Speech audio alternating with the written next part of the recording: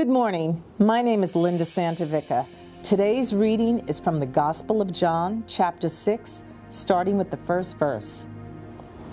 Sometime after this, Jesus crossed to the far shore of the Sea of Galilee, that is the Sea of Tiberias, and a great crowd of people followed him because they saw the miraculous signs he had performed on the sick.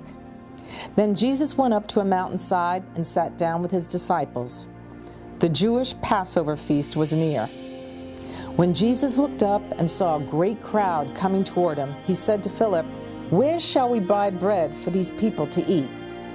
He asked this only to test him, for he already had in mind what he was going to do.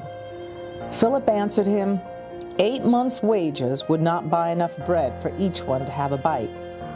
Another of his disciples, Andrew, Simon Peter's brother, spoke up. "Here is a boy with 5 small barley loaves and 2 small fish, but how far will they go among so many?"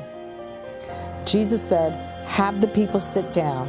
There was plenty of grass in that place, and the men sat down, about 5,000 of them. Jesus then took the loaves, gave thanks, and distributed to those who were seated as much as they wanted. He did the same with the fish. When they all had enough to eat, he said to the disciples, "Gather the pieces that are left over. Let nothing be wasted."